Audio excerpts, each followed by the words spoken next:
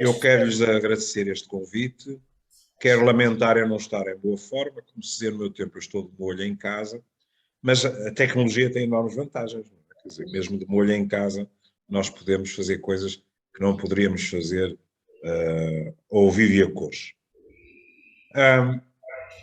Em primeiro lugar, eu queria que isto fosse uma conversa. Eu, se estivessem de acordo, eu tentaria deixar algumas pistas e depois conversaríamos.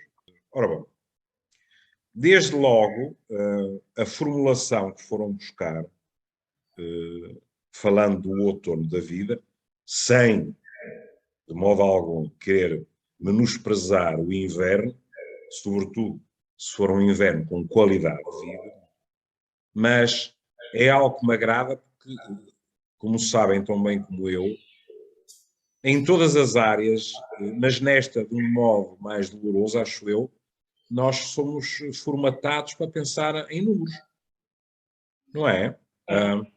Uma manhã acordamos, temos 65 anos e somos oficialmente idosos. Bom, a verdade no ICRU é que chegamos ao quarto de banho, olhamos para o espelho e não há grandes diferenças com a noite anterior.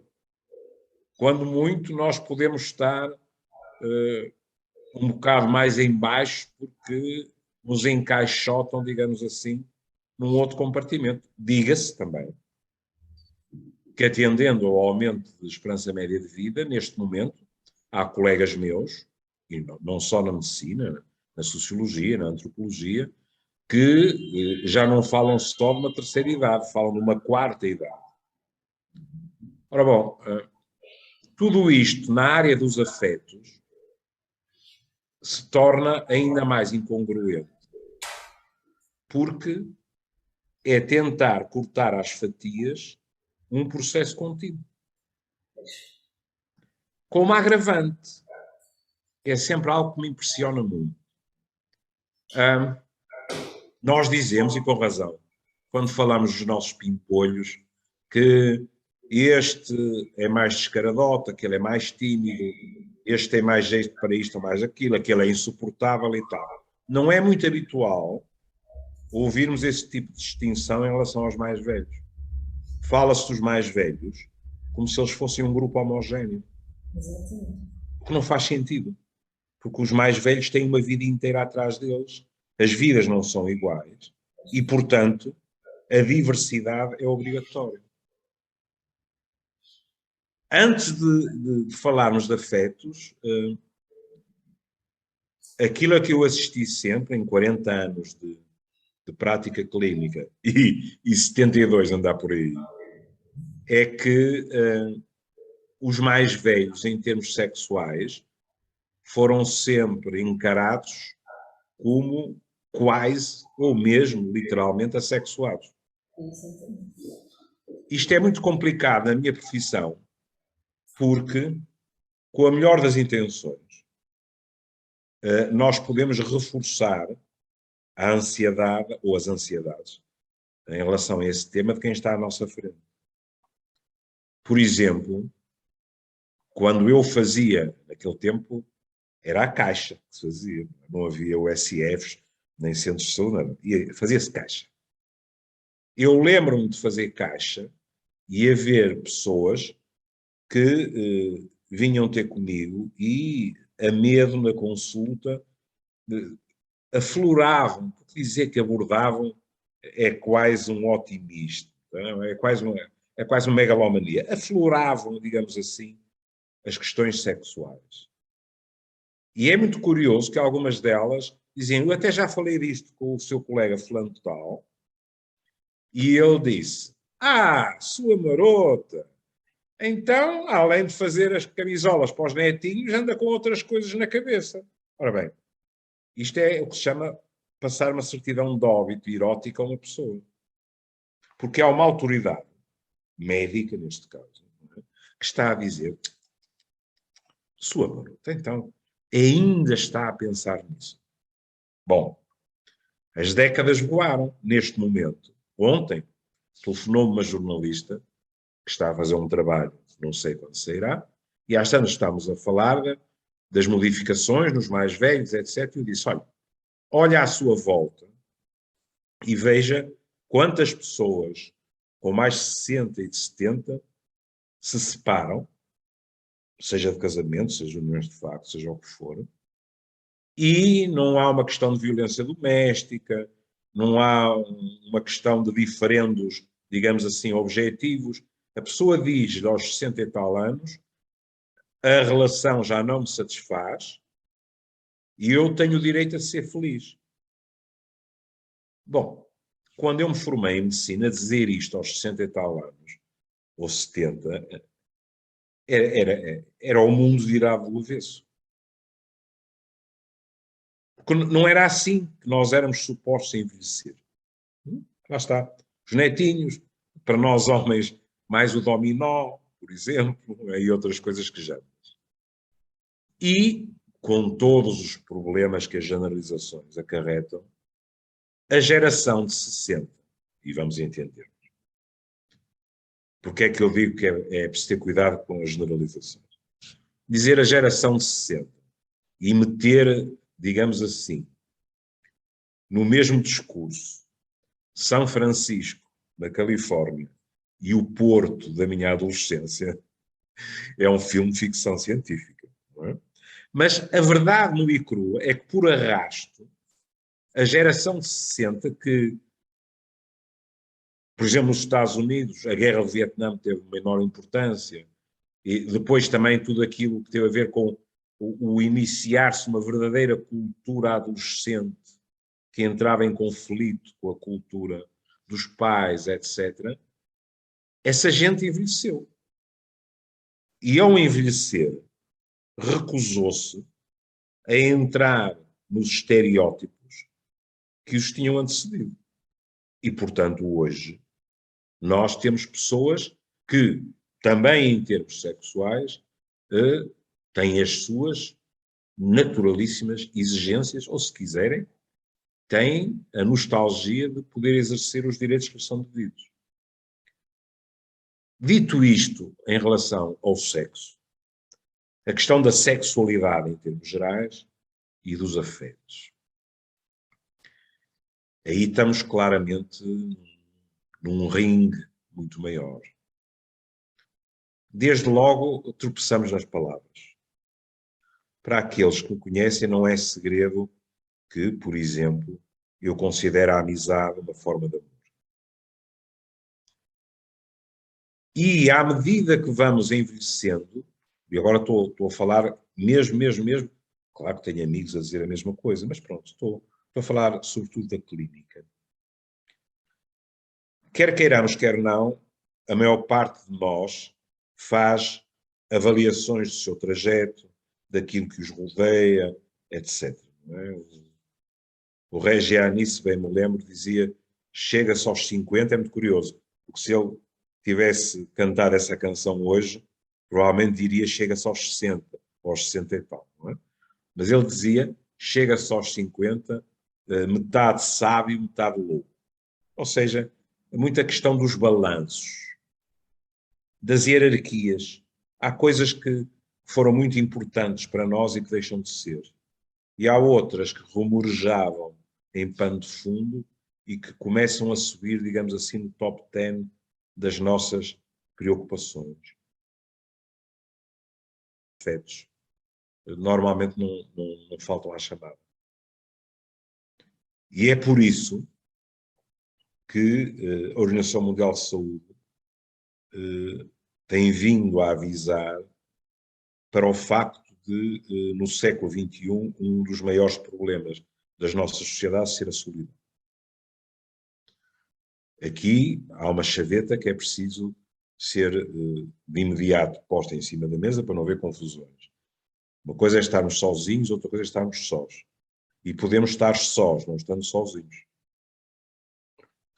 E uma pessoa pode estar sozinha e estar muito feliz nesse estatuto, porque sabe que sai pela porta e tem pessoas com quem pode ir ter num raio de 500 metros ou 3 horas de avião.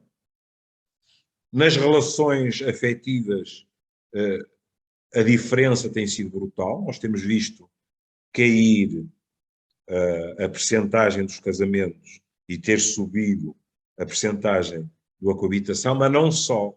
Temos visto subir também a percentagem das relações sem coabitação permanente.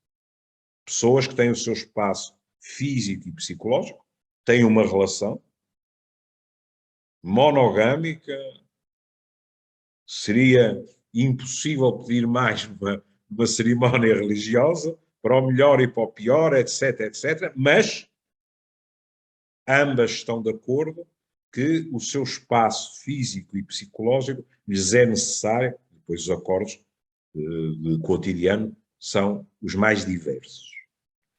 E quando a OMS diz que a solidão é um problema grave do século XXI, para um psiquiatra, a associação livre é imediata, que é outro dos avisos é sobre a depressão. E isto é importante em antropologia médica. Porquê? Porque os estudos estão feitos, e não pelos psiquiatras.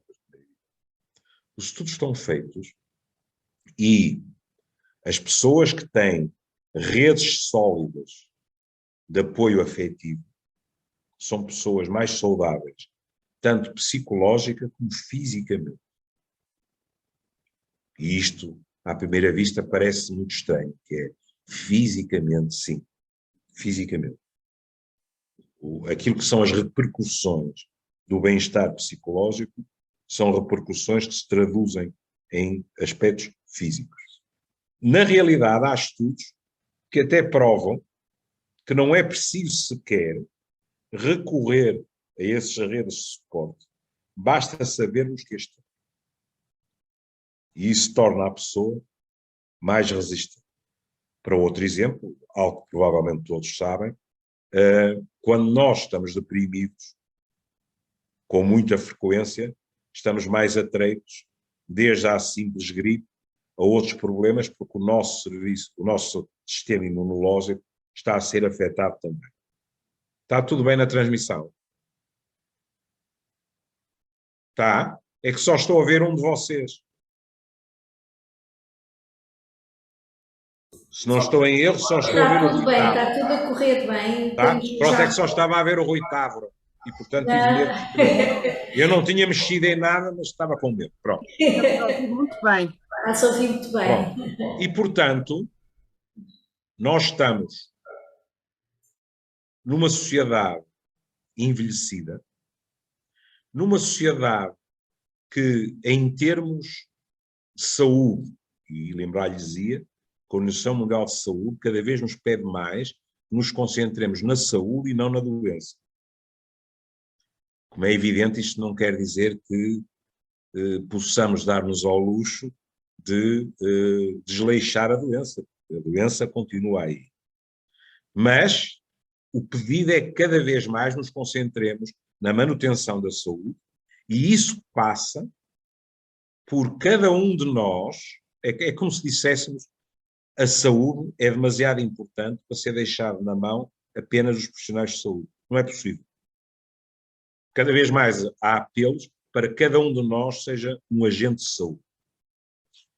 E esse terá que ser o caminho. Por exemplo, a medicina tem que deixar, e tem-no feito, embora demasiado, de um modo demasiado lento, a medicina tem que deixar as suas grandes catedrais hospitalares e cada vez mais chegar às suas pequenas igrejas, digamos assim, inseridas na comunidade, em permanente colaboração com as organizações, com os indivíduos, etc.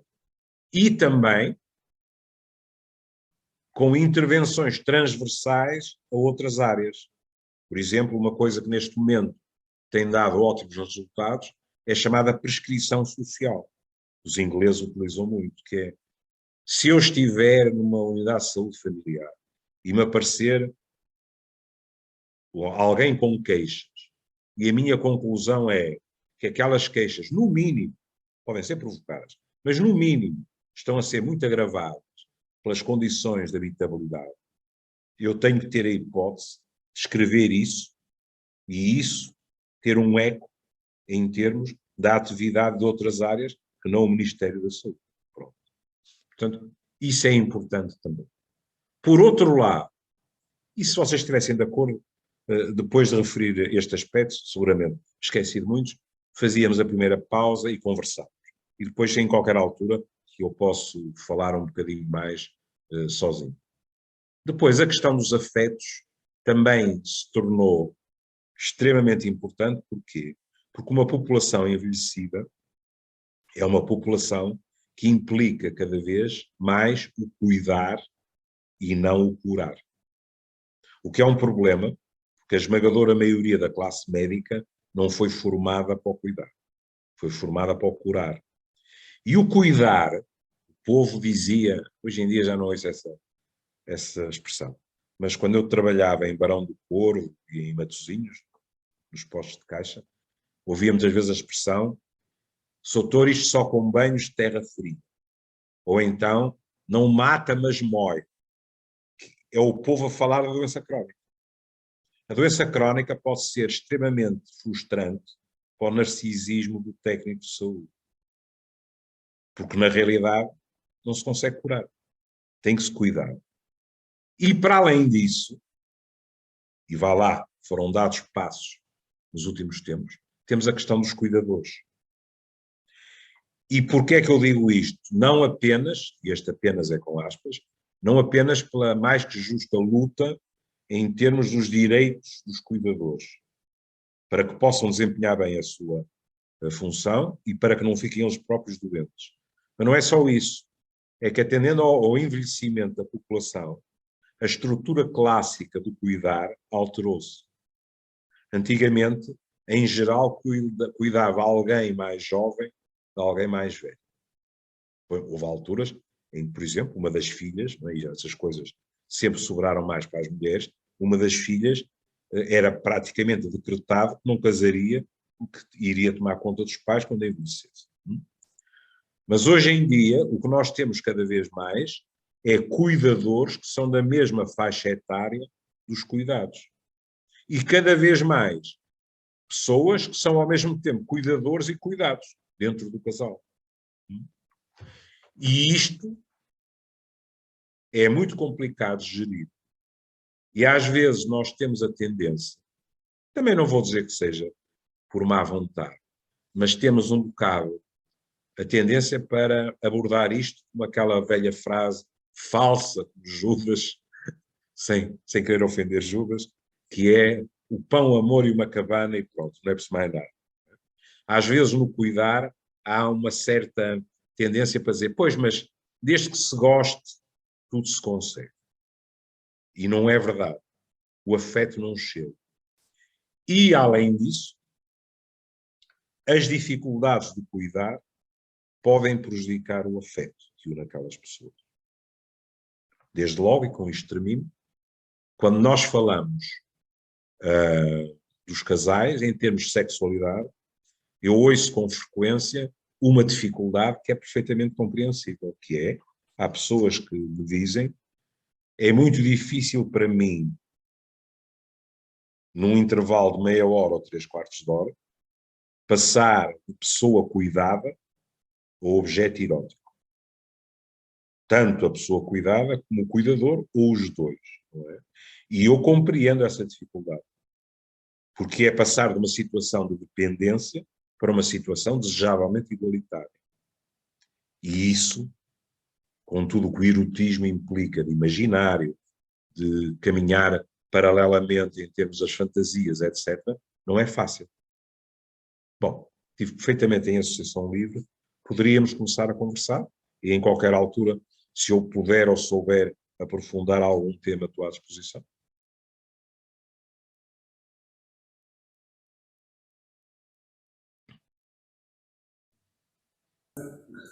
Então agora vão se inscrevendo, podem fazer no bate-papo, podem pôr a mão no ar, sinalizar de alguma forma que querem contribuir para esta conversa. Está aberto o espaço para vocês agora participarem. Está tudo.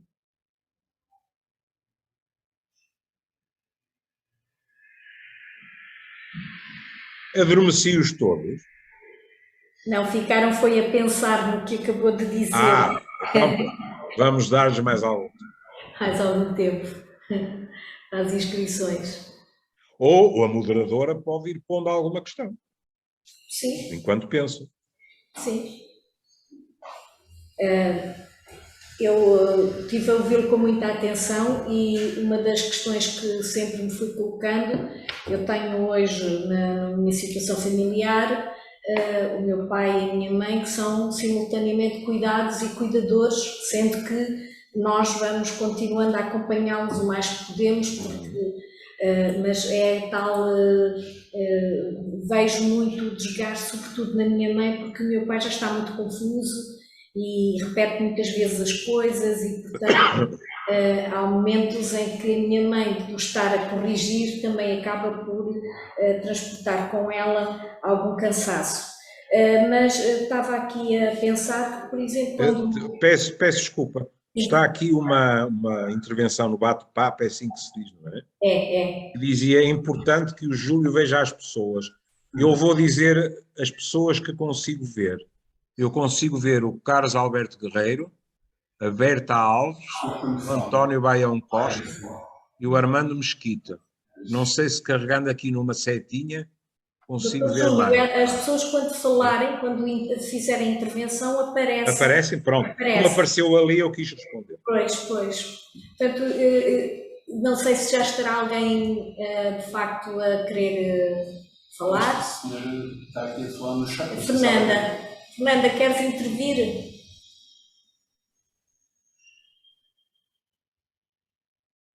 Tem que ligar o microfone. Tens que ligar o microfone, não te estamos a ouvir.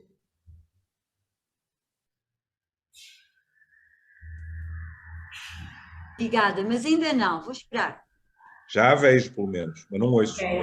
Ok. Mas E eu estava aqui a pensar que, por exemplo, quando as pessoas são internadas em herpes, a questão dos afetos é um bocadinho, é posta de parte, porque ficam normalmente as senhoras de um lado, os homens do outro, e a relação de casal nem sempre é a relação respeitada. Queria que o Dr. Júlio Machado Vaz tenha agora aqui a Rita Faria inscrita, com a mão no ar. Vou-lhe dar a ela e depois vamos conversando. Está bem, ok. Lembra-me a questão dos lares, sim, que é uma questão que eu gostaria de abordar. Sim. Então é a Rita, não é? Boa tarde. Boa tarde. Eu queria fazer uma questão. Perfeitamente, estou a vê-la e ouvi-la muito bem. Pronto, achei muito interessante esta definição de prescrição social. Eu faço intervenções assistidas com animais, neste momento já tenho a minha cadela também certificada, e uma das áreas que gostaria de trabalhar era exatamente na área do envelhecimento. E eu achei muito interessante esta questão da prescrição social. E penso que isto estará integrado, por isso queria lhe perguntar, que é a prescrição da disponibilização até de animais domésticos que as pessoas tenham em casa e que possam usufruir para exatamente esta questão dos afetos e do bem-estar, do estar em contacto aqui, como disse há pouco, serem como uma rede de suporte.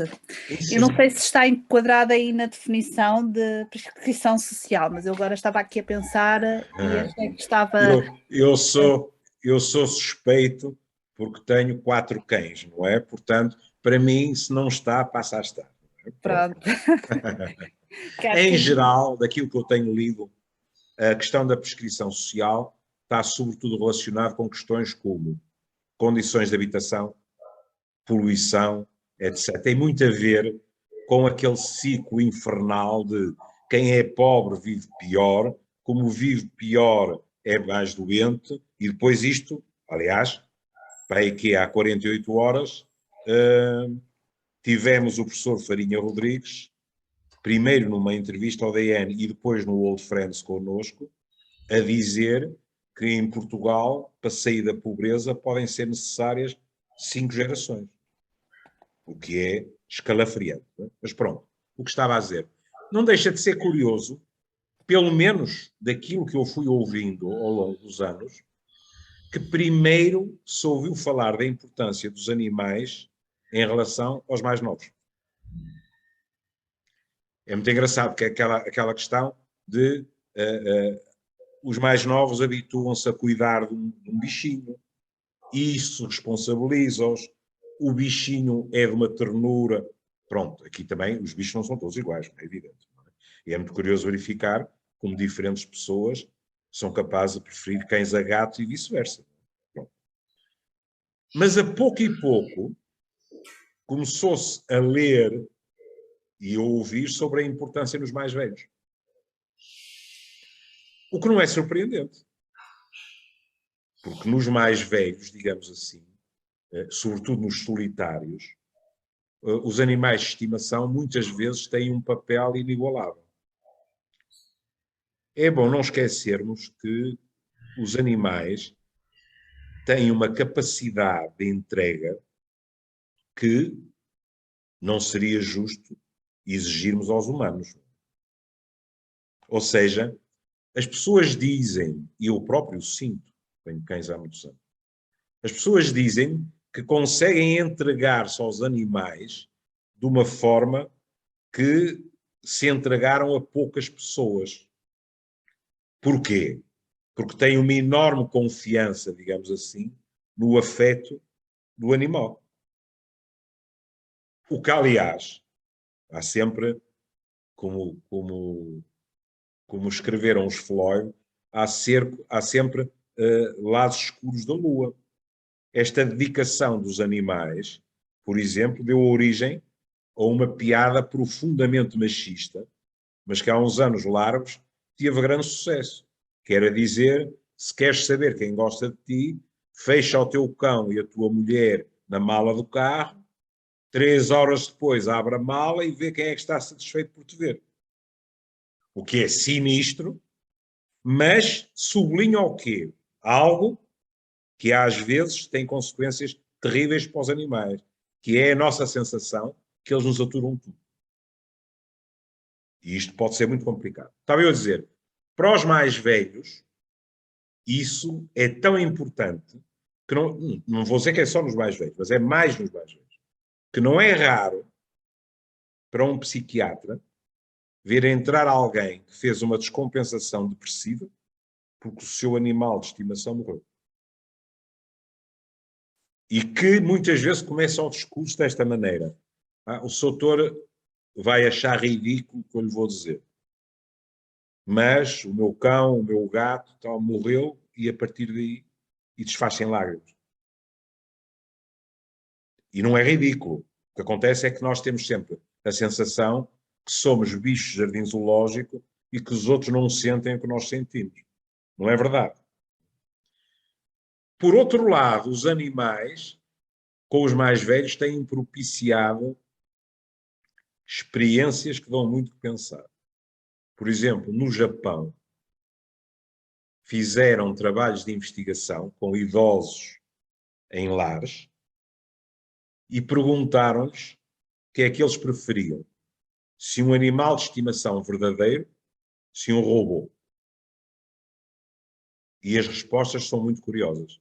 Porque desde idosos que disseram devem estar a brincar comigo, era só o que faltava eu preferir um robô ao meu cão ou ao meu gato, tivemos também respostas de idosos a dizer não, mas o robô é muito mais limpo, não dá chatices e mantém uma conversa comigo razoavelmente gratificante, etc. Não é? Portanto, estão a ver, quer dizer, aí a semana passada eu li no jornal e eu e Inês fizemos um programa curto sobre isso. Eu baralho-me sempre com as semanas, portanto nem sei se já foi para o ar, se não, sobre um senhor que foi, peço desculpa se ser asneiras nestas coisas da tecnologia, mas foi uma aplicação qualquer, perdão, que tem, salvo erro, 15 milhões de clientes e criou uma namorada artificial que é perfeita para ele, e ele explica porquê, não discute com ele, aceita-o como é, não faz críticas, etc, etc.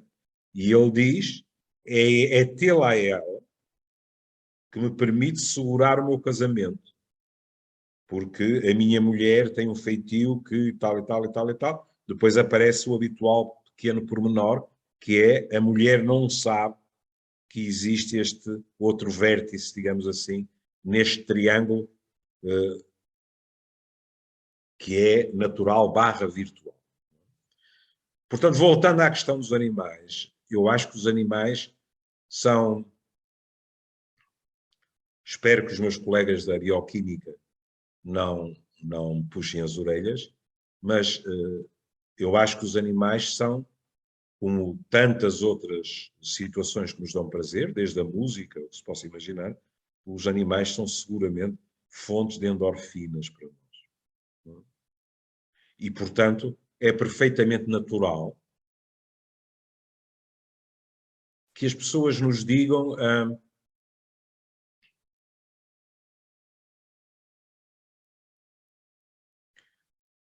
coisas tão singelas como era o meu melhor amigo.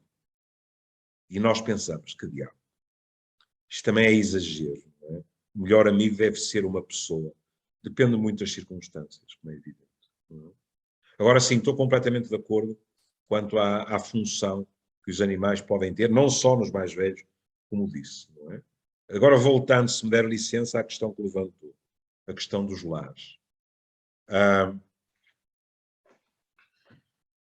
Os lares, por vezes, não respeitam, digamos assim, os direitos dos casais formados,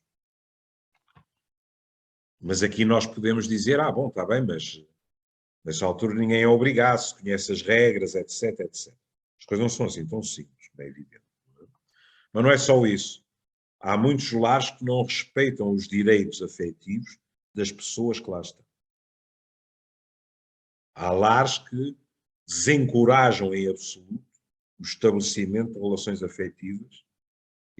Agora não estou a falar da amizade, é evidente. Estou a falar de relações amorosas. E isso, na minha opinião, é algo que não é compatível com os direitos que as pessoas têm e com os deveres que as instituições têm para com eles. Não é? Eu vivi isso de perto e por isso é um tema que sempre abordo com boas recordações, mas também más. Os meus pais tiveram durante um curto espaço de tempo, no seguimento do terceiro infarto miocárdio do meu pai, estiveram ambos durante 4 ou 5 meses no lar de comércio. E depois ficou lá a minha mãe, com Alzheimer, até morrer, 10, 11 anos depois. E eu não esqueço, quando ia visitar a minha mãe, de vez em quando havia pessoas que me viam passar e diziam, doutor, está com muita pressa. E eu dizia, não, vou visitar a minha mãe. Isso era uma coisa que me enternecia. Vai visitar a Clarinha, que tratava a minha mãe. E eu ficava muito satisfeito por ouvir isso. Depois tem 5 minutinhos para mim. Tenho, pronto. Então eu saía. E alguém, senhor ou senhora, dizia-me, sabe uma coisa, eu acho que estou a começar a sentir-me atraído por uma pessoa aqui dentro. Nós jantamos na mesma mesa, ou isto, ou aquilo, damos uns passeios na quinta, etc. E para verem como a pior censura é aquela que nós interiorizamos, eu dizia, cheira-me que está a caminho de arranjar um namorado ou uma namorada. E a maior parte das pessoas tinha assim um movimento de recuo e dizia, bem, isso não, já não é para a minha idade. Claro que é para qualquer idade. E nesse aspecto, as organizações têm tendência para mais do que jogar pelo seguro, que é tentarem eliminar qualquer situação que possa ser desagradável. Temos que ser justos. Algumas famílias também não acham piada nenhuma essas coisas. E às vezes, por razões muito pouco nobres. Não é raro que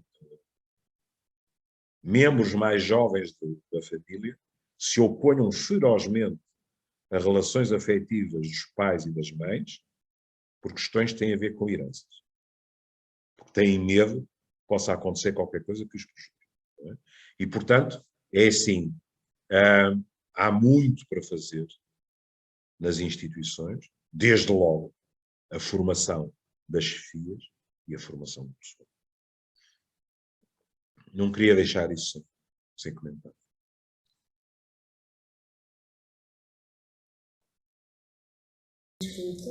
Não. Continuamos sem ninguém inscrito. Era interessante ouvir-vos também relativamente às experiências vossas e perguntas que queiram colocar.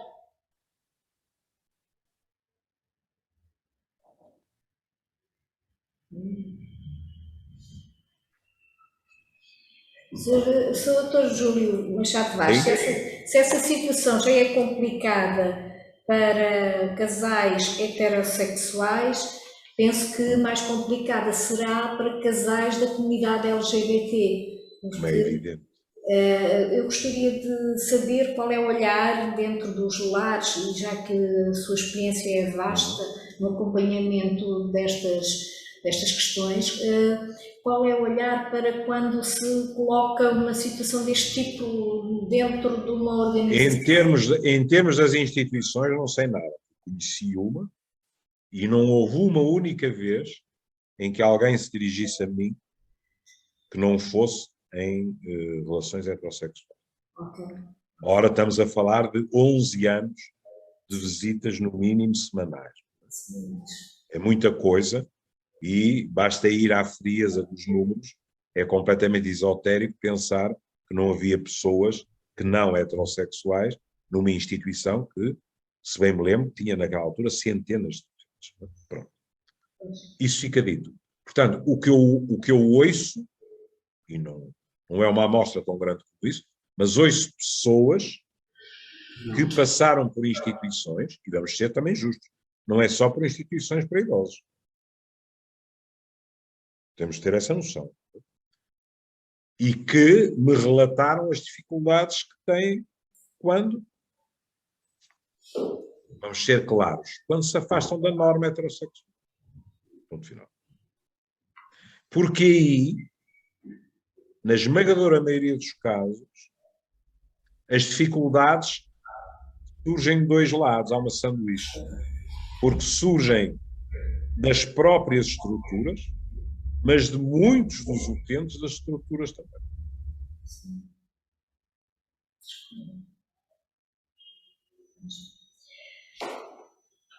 Continuo sem inscrições.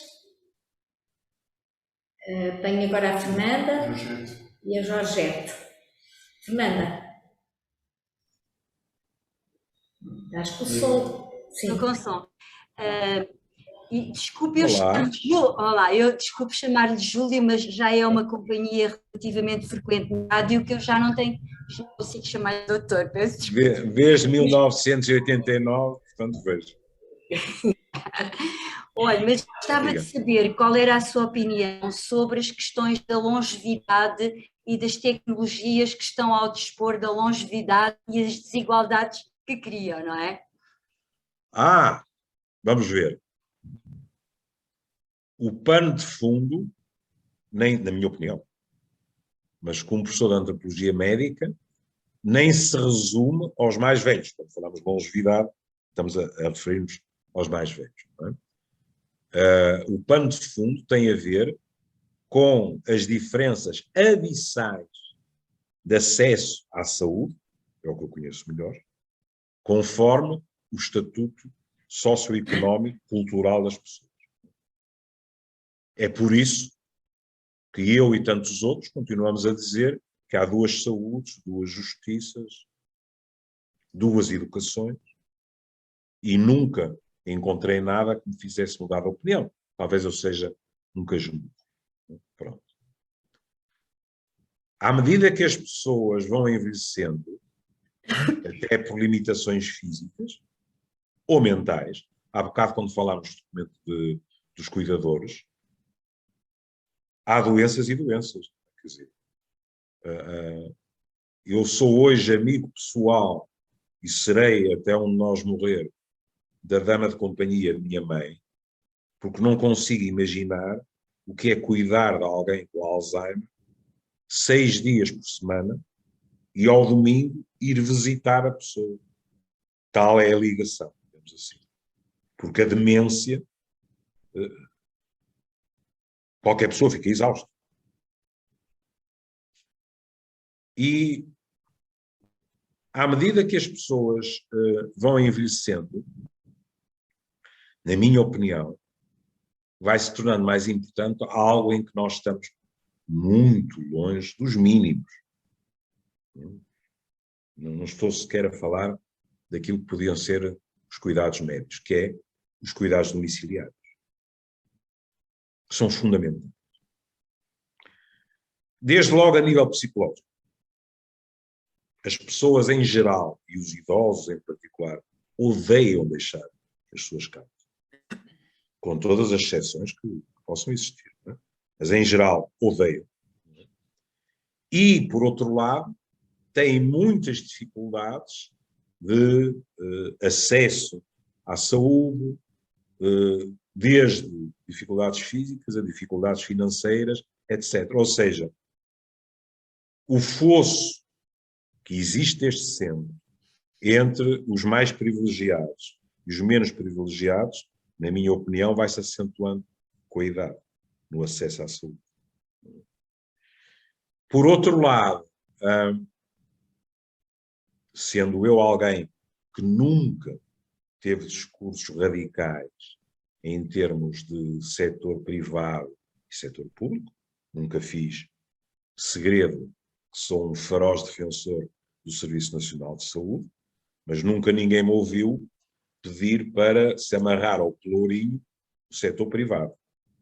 Mas já me ouviram e continuarão a ouvir dizer que a responsabilidade social é algo que não pode ser lançada em determinadas patologias só para cima de um setor porque não é rentável. Explico melhor.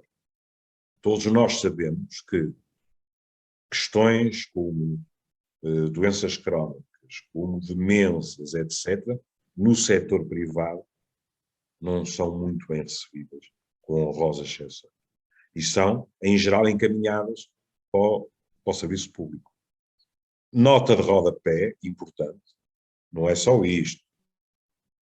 Como diz um bom amigo meu, em situação de urgência, a hotelaria não resolve nada. E eu prefiro sempre ir para um hospital do Serviço Nacional de Saúde. Pronto.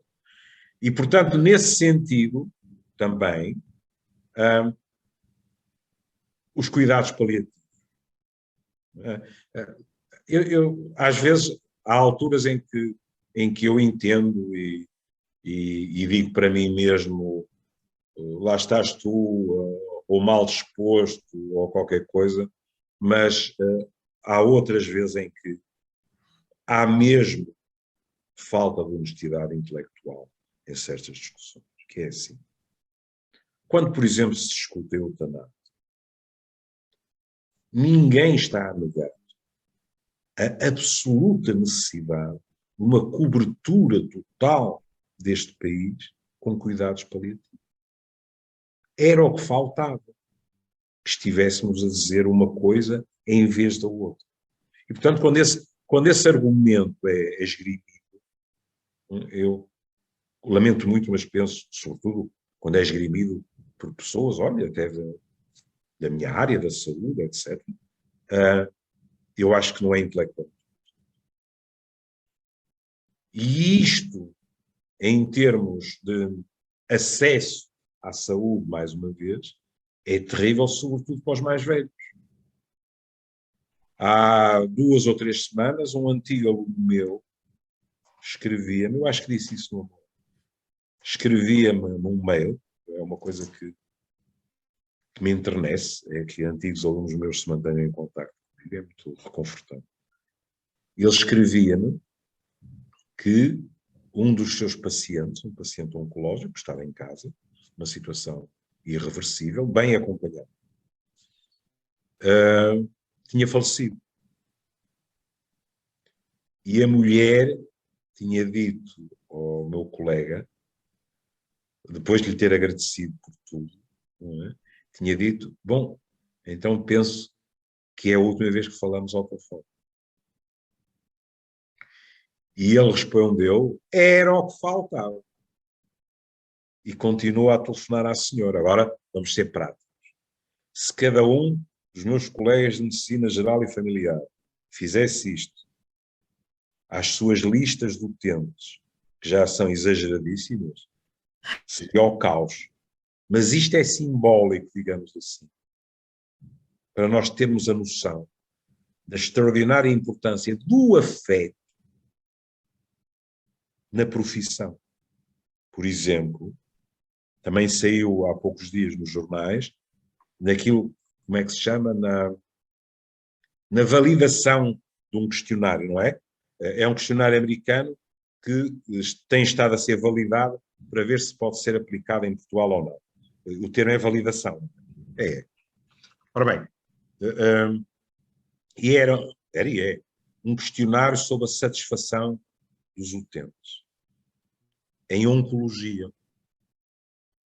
E uma das maiores queixas dos utentes era a maneira como tinham sido informados pelos médicos de que sofriam de cancro. Queixando-se que tinha sido à pressa, que tinha sido tangencial, etc. Vamos ver se nos entendemos. Não é uma conversa que algum de nós deseja ter. Agora, nós, os profissionais, temos que ter formação para aguentar a angústia e o medo de quem temos à frente. Isso também faz parte da profissão. Se alguns de vocês se lembram da série do House, havia uma altura em que eu me desfiz à gargalhada, aquele psicopata, não é? House era um psicopata completo. Lembro-me de ler uma entrevista da minha colega nova-iorquina, que tinha dado origem à série, a dizer, por amor de Deus, não pensem que eu sou como ele. Aquele tipo não é médico. Um tipo que nem gosta de falar com os doentes, está lá no gabinete dele a pôr hipótese. Isso não é medicina. Não é? Mas lembro-me de uma vez ele falar do grande amigo dele, que é o oncologista, e ele dizer a não sei quem, ele é tão bom na relação médico-doente que diz às pessoas que elas vão morrer e elas agradecem. Há uma profunda verdade por trás desta frase, aparentemente cínica. As pessoas podem ouvir as coisas mais terríveis, mas sentem a forma como estão a ser ditas. E que são perfeitamente capazes de discernir se estão a ser tratadas como o doente da cama 7 ou como o senhor João Ferreira de Almeida ou qualquer coisa. E isso conta. O velho Balint disse, e hoje continua a ser verdade, nós médicos, eu arriscar-me a dizer, nós profissionais de saúde, prescrevemos a nós próprios. Não é só os medicamentos. Olha, eu tenho a Georgette, também lhe queria colocar mas eu tenho que apresentar um protesto à mesa. Está bem? Isto é um encontro completamente discriminatório. Só podem falar as mulheres. Não, os homens estão silenciosos. Não. Venham eles, que a gente Agora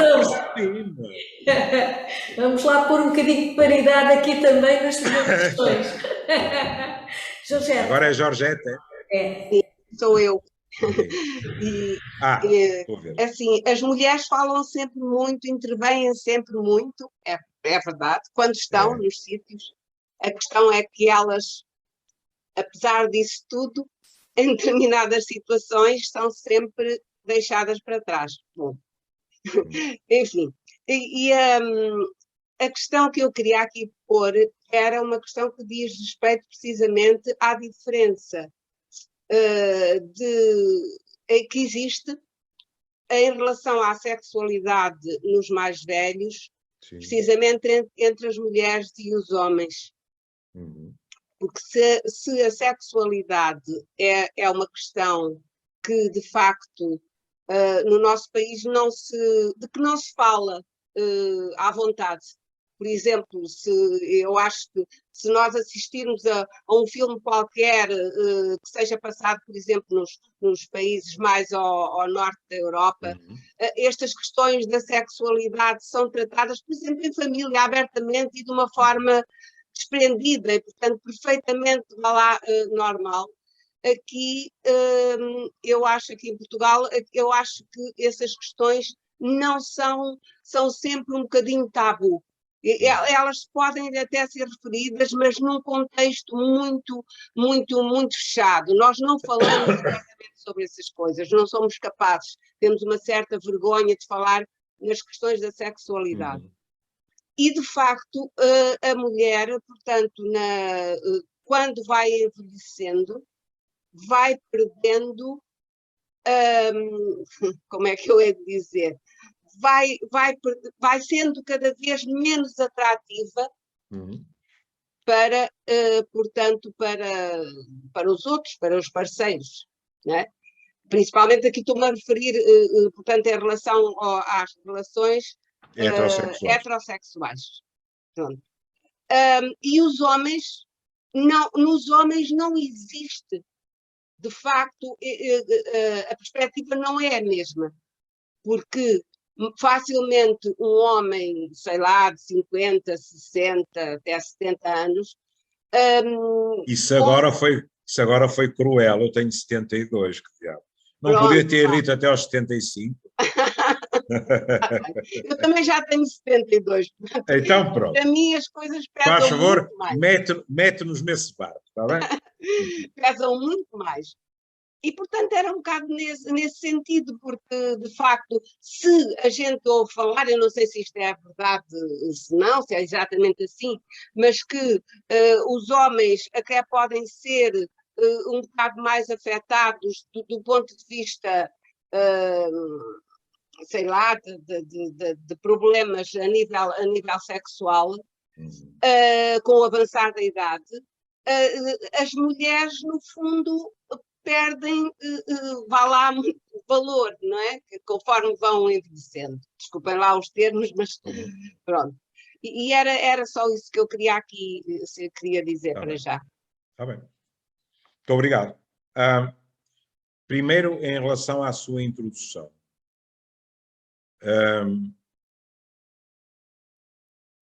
Em termos de sexualidade, mas também em termos de psiquiatria,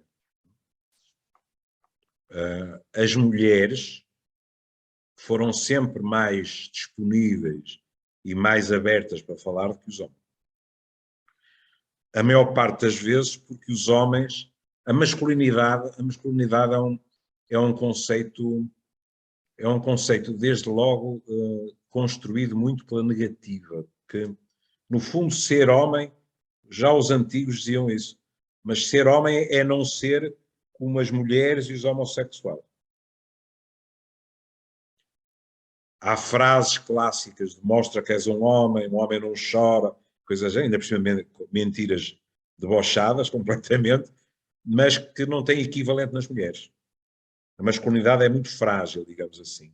E, por exemplo, ir a um psiquiatra ou um psicólogo, durante muito tempo era uma demonstração de fragilidade, para que os homens não estavam disponíveis.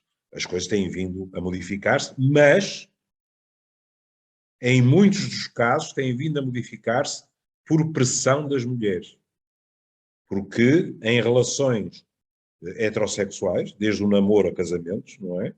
Aparecem homens que vão claramente porque as suas companheiras disseram ou tu fazes alguma coisa em relação a isto, e o isto não é obrigatoriamente sexual, pode ter a ver com a relação só, não é?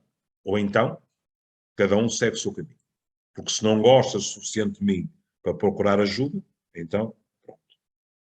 Mas, também, cada vez mais, aparecem homens de modo próprio. Depois, a segunda parte da sua introdução, que diz, sim, pois há muitas mulheres que falam disto, mas depois ia acontecerem coisas. Mas isso levanta outra questão, que é haver muitas mulheres a falarem de coisas nas mais diversas profissões, ainda não conseguiu inverter a situação de que os lugares de poder são maioritariamente ocupados por homens. Ainda hoje vinha um artigo sobre isso na área da política, por exemplo. Pelo facto de esta Assembleia não preencher, se bem me lembro, os 40% que estariam previstos. Ou seja, a medicina é um bom exemplo. Eu pertencia ao primeiro curso médico da Faculdade de Medicina do Porto, em que havia mais raparigas que rapazes.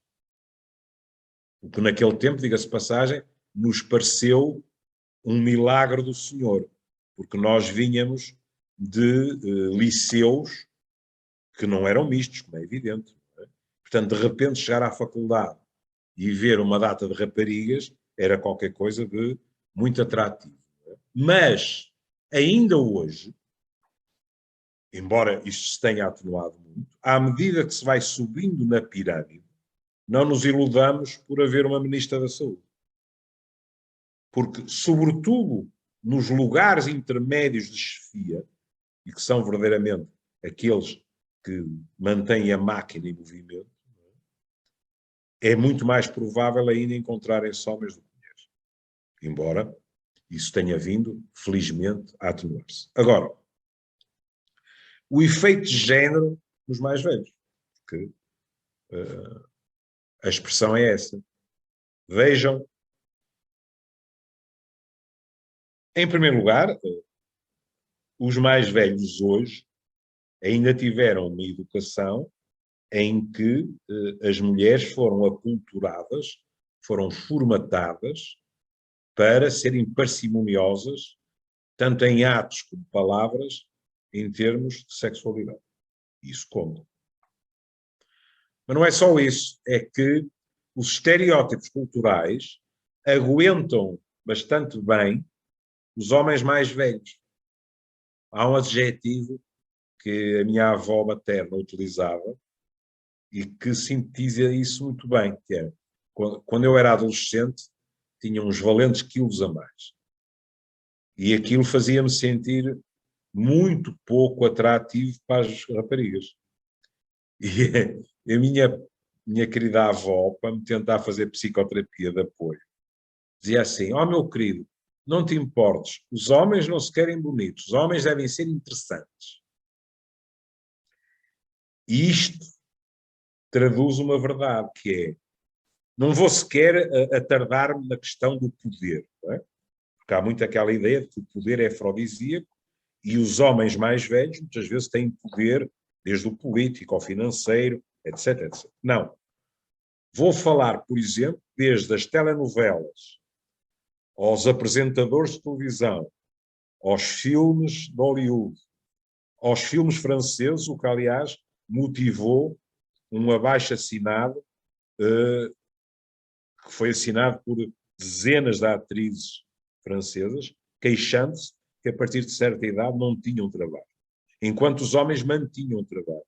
Ou, representando homens mais velhos, podia ser o avôzinho daquele menino, ou representando homens mais velhos em relações amorosas com mulheres mais jovens. O inverso é muito raro. E isto é claramente um efeito de género. Não é? Por último, aquilo que disse das dificuldades. É verdade. Com o envelhecimento, as dificuldades sexuais, com maior probabilidade, afetam os homens, em termos de sexo puro e duro, por uma razão simples, que é a ereção é frágil e é algo que ninguém consegue fingir. Ora bem, o problema é que muitas das doenças crónicas que neste momento nos assolam têm efeitos sobre o desejo, a ereção, etc. De homens e de mulheres. Mas, quer queiramos, quer não, e aqui mais uma vez tem a ver muito com a masculinidade, que é, a pessoa diz assim, mas há inúmeras atividades sexuais que não implicam uma ereção firme. É verdade. Mas isso para os homens, com honrosas exceções, Não é o sexo verdadeiro, perdoem-me fazer publicidade, como se antigamente, o da Bayer, não é? É claro que houve avanços. Os medicamentos que temos hoje ao dispor para a disfunção erétil foram um autêntico maná. Não é? Lembro que uma vez uma jornalista, sem nenhuma má intenção, pôs uma data de colegas meus a rir-se à minha custa, porque estava-se a fazer 10 anos do Viagra ou qualquer coisa, e eu estava à conversa com ela e disse-lhe, não, mas para muitos de nós, olhe, por exemplo, diabéticos, em que em cada 2 diabéticos, sobretudo se desequilibrados, há problemas de disfunção erétil, nós devíamos ter ido todos a Fátima a agradecer o Viagra. E ela achou piada à frase e foi isso que pôs como título. Machado Vaz diz que os homens deviam ir a Fátima a agradecer o Viagra, o que não é uma frase muito feliz, percebe? Eu até tive a fantasia que receberia eventualmente um telefonema do cardeal patriarca a dizer, veja lá se tem tento na língua. Não é? Mas pronto. É verdade que temos mais, e não é só termos mais medicamentos. Temos intervenções mais cuidadosas também. Dou-lhe o exemplo do cancro da próstata, em que antigamente, aparecendo no cancro da próstata, não havia opções, digamos assim. Tirava-se a próstata, ponto final. Tirar a próstata com toda essa facilidade significa, na esmagadora maioria dos casos, lesar os nervos que passam colados à próstata, digamos assim, e liquidar qualquer hipótese de ereção.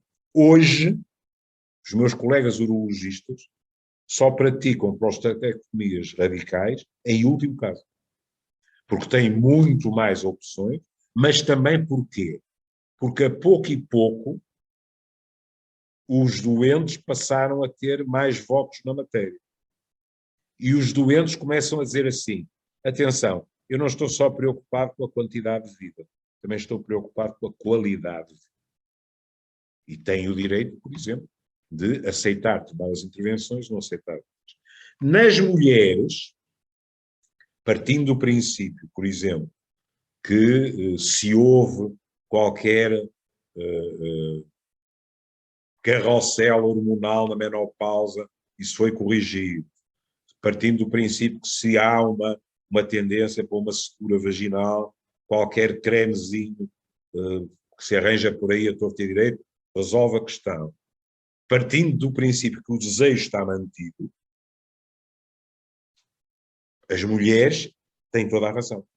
As mulheres vivem uma situação paradoxal, que é, por causa do olhar social se manter predominantemente masculino, as mulheres, ou muitas delas, têm alguma dificuldade em falar, reivindicar, etc., até com os seus próprios parceiros. Mas estão, em geral, em melhores condições físicas para o ato sexual em si do que os homens, é verdade. E isto, como é evidente, se há qualquer tipo de patologia crónica.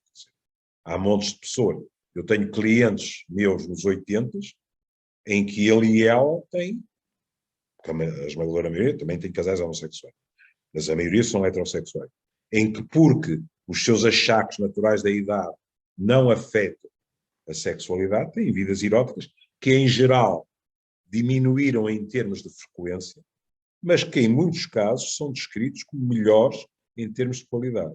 Porque há menos coisas para provar, porque há maior intimidade, etc. Uma coisa que me esqueci de dizer. Não são só as doenças. É que grande parte das terapêuticas para as doenças têm efeitos colaterais muito nocivos na sexualidade. Antidepressivos, antihipertensores. É escolher, não é? E até aí se vê como as pessoas passaram, e às vezes nós ficamos assustados com isso. Sei lá, há pouco tempo eu vi uma pessoa, um homem, que é hipertenso e que recusa qualquer tipo de terapêutica antihipertensora, porque verificou que ela que lhe tirava qualquer hipótese de direção. E, portanto, em termos de tensão arterial, é uma bomba relógio, mas disse-me como eu não foi por isso que lá foi, mas me disse como é nas naturalidades, eu sei, fui devidamente informado, é a minha vida, eu corro o risco. Tenho a Berta Alves inscrita. Berta. Ok, boa tarde. Pronto, até agora temos estado a falar Eu daquela... estou a começar a desconfiar, os meus traços paranoicos, eu estou a começar a desconfiar que vocês puseram uns retratos de homens ali em cima, mas que não são verdadeiros, são fotografias. Pois, eu lamento ser mais uma mulher, mas é verdade. Maravilha, está bem. Estava a dizer que até agora temos estado a falar naquela perspectiva de identificar ainda coisas, acho uma perspectiva otimista, e não é essa a minha perspectiva que eu vou depois pôr, de que é de identificar situações, de transformações para melhorar a qualidade de vida, como tínhamos falado, para diminuir ao máximo as discriminações que ainda existem, e por aí fora. Mas, pronto, quer em população mais velha institucionalizada, quer não institucionalizada, portanto, como nós, aquilo que já fomos falando até ao momento. A minha questão é sobre qual o impacto das transformações recentes, ou seja, temos aqui dois grupos, duas coisas que eu acho que vão ter uma influência muito, na minha perspectiva, negativa. Por um lado, foi a pandemia do Covid, em que houve uma mortalidade extraordinária, não é? Na primeira fase, cerca de metade das pessoas que morreram eram pessoas idosas, pronto, falar de pessoas de mais de 80 anos, e em alguns casos já de 70, mas 80, e eu acho que isso foi uma coisa que, essa situação dramática, que não foi só em Portugal, mas também não creio que houvesse uma grande sensibilidade para isso, acho que veio normalizar um bocado a questão de dizer, são velhos, já estavam na altura deles, pronto, por aí fora. Isto por um lado. Por outro lado, a questão da ascensão e que me parece que está a haver um período das pessoas já se esqueceram das guerras, não é? Porque os povos têm memórias curtas, da Primeira, da Segunda Guerra e por aí fora, e à medida que isto se vai desvanecendo, acho que vivemos um ambiente, e estou a falar da Europa, do Ocidente, um ambiente de conservadorismo galopante, de defesa de valores, e depois implicitamente neste conservadorismo temos a supremacia masculina, de valores de supremacia masculina, o militarismo, a vitimização masculina, ou seja, cá em Portugal nota-se um pouco isto em relação já na imprensa de homens a assumirem uma masculinidade agressiva, não é? Digamos assim. O que é que eu quero dizer com isto? Falando dos excessos do feminismo, os excessos das vitórias das mulheres, não é? Que será tudo, que haverá muito excesso em tudo isso. E pronto, e voltando ao nosso tema, pode ser que eu esteja a ser um bocadinho negativa e esteja neste momento, mas pronto, de qualquer maneira, creio que isto vai ter algum impacto na evolução das sociedades ocidentais e nestes direitos que nós estávamos a falar na parte, não é? Até agora temos estado a falar no reforço destes direitos, nomeadamente para o envelhecimento, o reconhecimento dos direitos de cidadania e de afetos, não é? Está tudo ligado.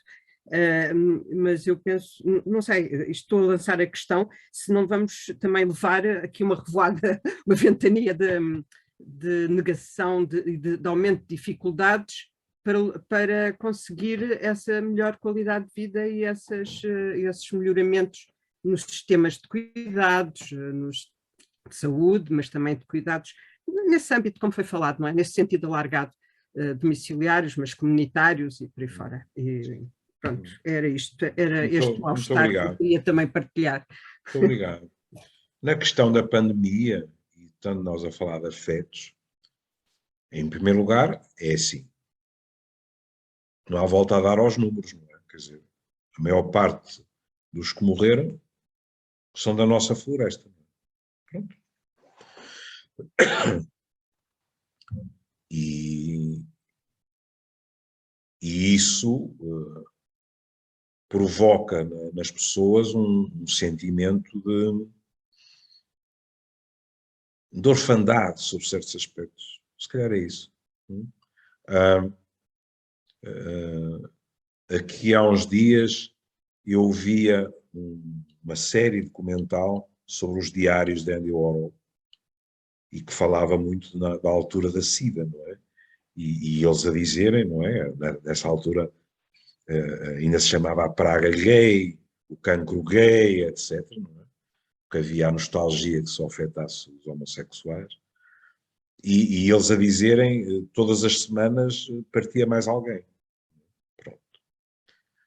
Na pandemia não foi uma coisa tão evidente, mas há aspectos que penso que deixam marcas quase inevitavelmente, que é uma relativa sensação de invulnerabilidade por parte dos mais jovens.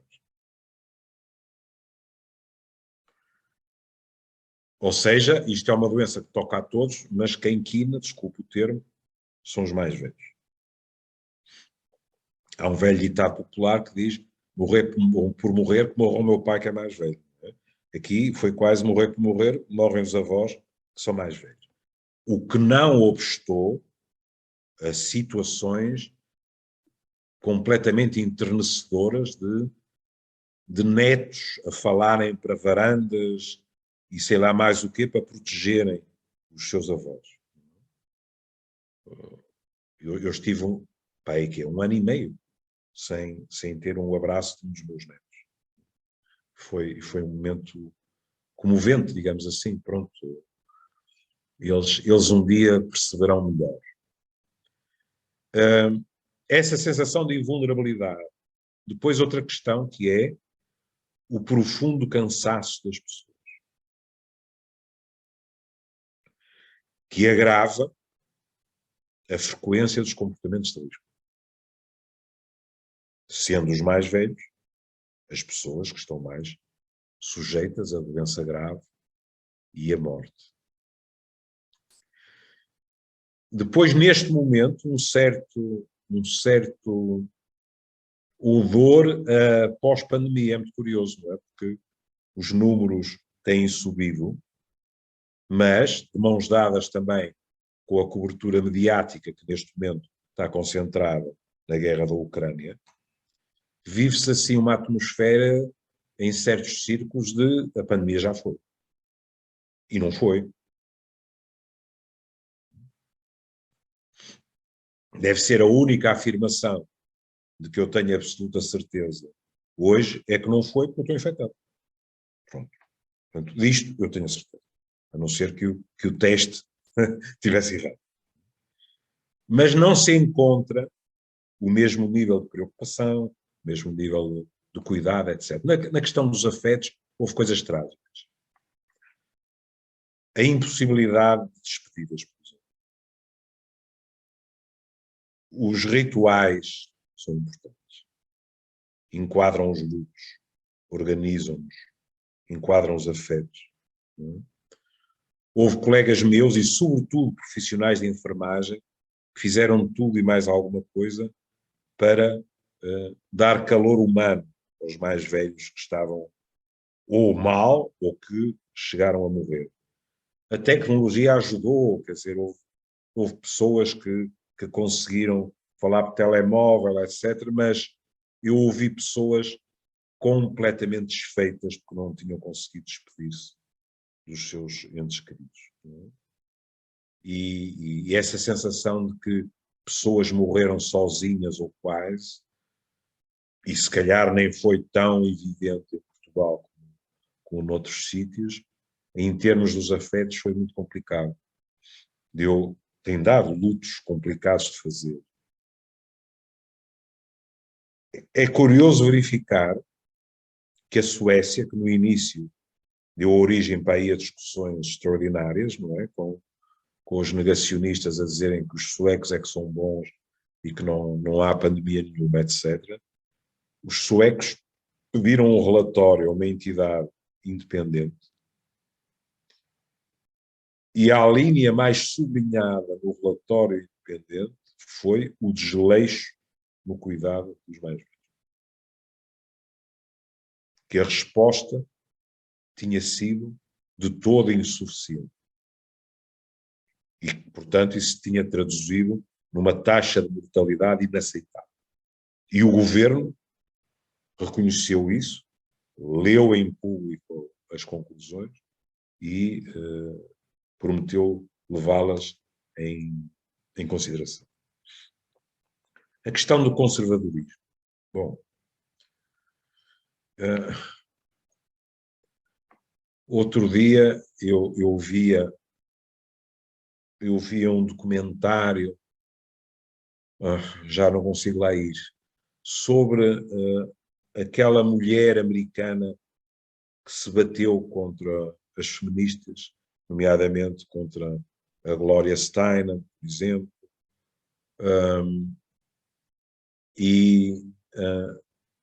Quando acabei de ver a série, eu pensei, porque a série acaba com Gloria Steinem a dizer nós continuamos aqui, vamos bater-nos, etc, etc. E eu pus-me a fazer contas de cabeça e pensei, alguns dos direitos que elas obtiveram naquela altura estão em risco em 2022. Por exemplo, a discussão em torno do aborto nos Estados Unidos é assustadora.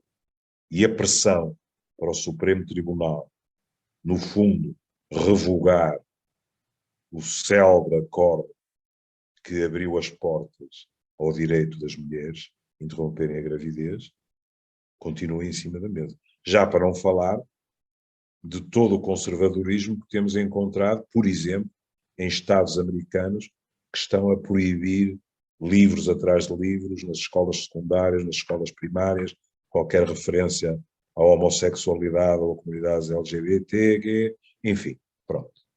E nós dizemos assim, é só a América profunda? Não, não creio. Também não vou dizer que acho que a Europa é semelhante à América profunda, que seria injusto. Curiosamente, eu tenho presenciado com algum alívio.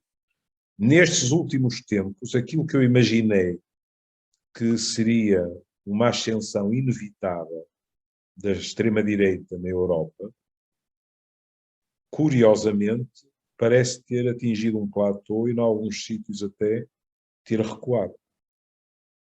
Devo dizer que, eu também não sou um analista político, devo dizer que fiquei surpreendido. Não é? Pensei que tinha passado muito pouco tempo para que isso pudesse acontecer. Não é? Por exemplo, os verdes na Alemanha. Pronto. Segundo li ontem, é claro que é saltar da frigideira para o fogo, não é? Uma pessoa dizer, uma senhora que está à direita da senhora Le Pen afundou-se nas sondagens, uma pessoa pensa assim, credo, se já chegámos a isso, então a situação não pode ser muito boa, não é? E não é. E aqui perdoará eventualmente o meu cinismo, não é? Mas eu penso que o presidente Macron, na questão da Ucrânia, tem estado sistematicamente em campanha eleitoral. Mas aí também vou falar com toda a franqueza, tudo o que sirva para impedir a senhora Le Pen de ser eleita, eu alinho. Não é? Portanto, esse conservadorismo leva até a situações curiosas, algumas brutais, como por exemplo, nos Estados Unidos, cada vez maior organização de homens que, por se sentirem rejeitados pelas mulheres, literal ou imaginariamente, partem para a agressão. Na Europa é algo de mais sutil, penso eu, mas que, mais uma vez, o humor muitas vezes traduz. Eu vou ouvindo cada vez com mais frequência homens com aquelas graças de somos uma espécie em vias de extinção, temos que ser uma espécie protegida, qualquer dia há cotas para nós, e isto reflete o medo subjacente, que é elas vão acabar por mandar isto. É muito curioso porque isto já aconteceu tudo lá para trás. Um dos argumentos mais utilizados contra o direito de voto às mulheres era que as mulheres votariam todas num partido de mulheres e ganhariam as eleições todas. Coisa que nunca aconteceu na história. Mas agora há essa sensação a nível das relações. Isso é curioso, porque... E, portanto, a sua palavra é perfeitamente adequada, porque se houve dois discursos, que é um discurso de vitimização, nós, os homens heterossexuais, estamos a ser autenticamente massacrados, e o velho discurso de feminismos para quê numa sociedade que já é igualitária. Onde é que, neste momento, as mulheres são prejudicadas, onde é que não têm as mesmas oportunidades, etc. E isto pode ser dito e escrito no mesmo dia em que sai um artigo com as diferenças nos salários para a mesma função. É quase, como se diria em psiquiatria, um fenómeno de negação. Os números não invalidam isto. Pronto. Outro dia, numa conversa qualquer na televisão, eu pensei que nunca mais ouviria esse argumento, mas ouvi alguém ainda ir buscar os sutiãs queimados pelas feministas. E eu disse, caramba, estamos em 2022, ainda há gente que vai buscar isto. Pronto. É muito mau. Por último, há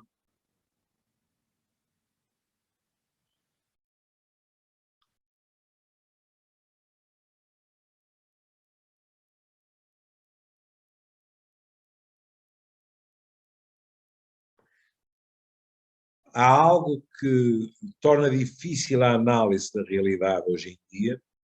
Não estou a dizer que não haja outros fenómenos, mas há algo que torna muito difícil a análise, que é o politicamente correto.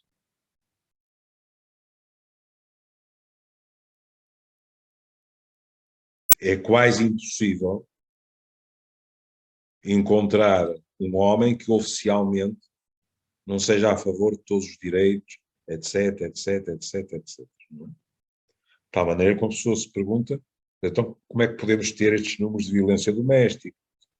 Bom, uma coisa é o que se diz, outra coisa é o que se faz. E aqui há uma grande diferença entre esfera pública e esfera privada. Como todos os anos nós verificamos pelo número de mulheres mortas, etc.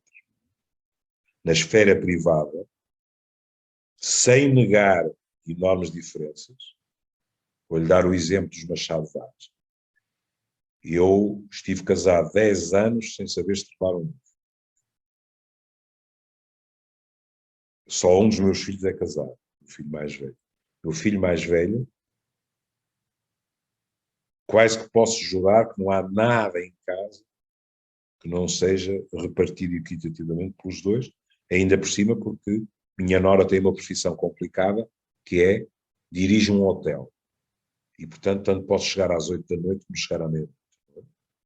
E os meus netos, que têm neste momento 18 e 20 anos, tiveram sempre o pai para tudo aquilo que no meu tempo, a frase foi sempre sinistra, eram tarefas tipicamente femininas. Porque a cultura consegue fazer esse extraordinário número de trapézio, que é convencer um sexo que assumir determinadas funções que não são cometidas ao outro sexo acontece não por uma diferença educacional e de estereótipos, mas porque é natural, que é um dos adjetivos que ao longo da história mais mal fez às mulheres. Há bocado eu falei do lar de comércio, dou-lhe esse exemplo. Eu ia visitar a minha mãe 1, 2 vezes por semana. Nos quartos ao lado estavam senhoras e senhores cujas filhas passavam lá a vida, saíam de lá para ir para casa fazer o jantar para as suas famílias. E não era raro virem pessoas ter comigo e dizer assim, ai, sou professor, é um filho tão dedicado, está cá sempre a visitar a mãezinha. E eu dizia, sempre não, de vez em quando e tal e tal. E lembro-me de ter essa conversa e dizer, olha, ali a dona não sei o quê está cá todos os dias e a resposta era sempre a mesma. Mas é filha. Atenção que isto não exime de responsabilidades as mulheres. Porque muitas vezes a transmissão dos estereótipos é feita pela mãe, que não exige ao filho determinadas coisas e que lhe diz vai estudar, enquanto a filha faz as camas, arruma a cozinha, etc, etc. Pronto. Nessas alturas nós costumamos dizer que o machismo não raro é como a hemofilia. Ataque aos homens, mas é transmitido pelas mulheres. Isso também acontece. E, portanto, é assim, se nos formos apoiar naquilo que são os discursos oficiais, desde o poder político ao meu vizinho do bloco ali à frente, a situação parece muito melhor do que na realidade é. Sobretudo portas adentro.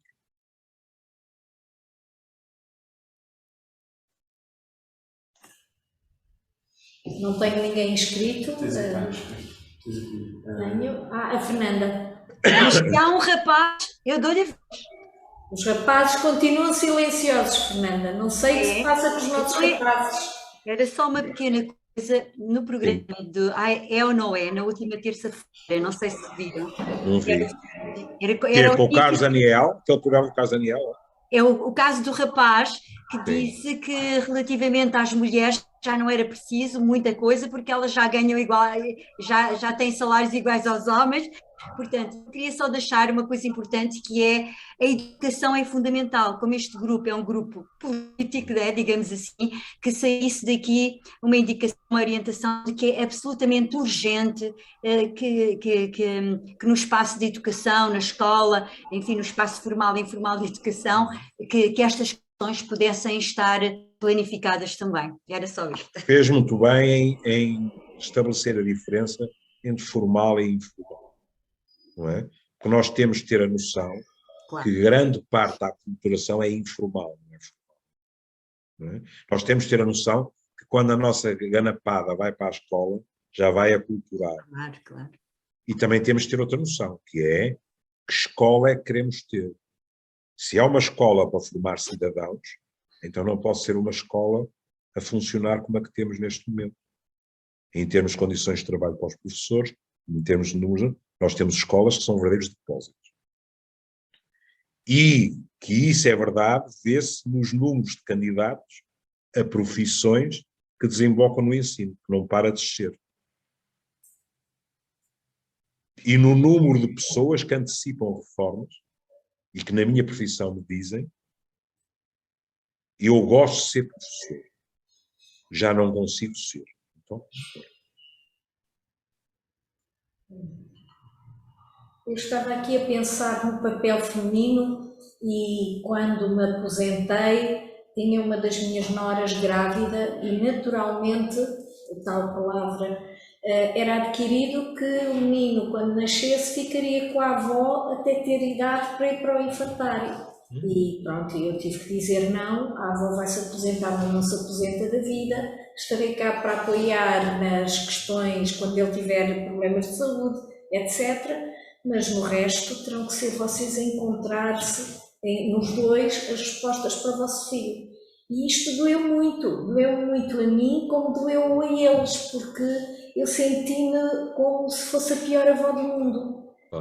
Porque de alguma forma não estava a corresponder ao figurino que era a expectativa que eles tinham, não é? Portanto, também nos cabe a nós, às vezes, ter que passar por algum sofrimento para conseguir corrigir aqui algumas coisas. A questão é esta.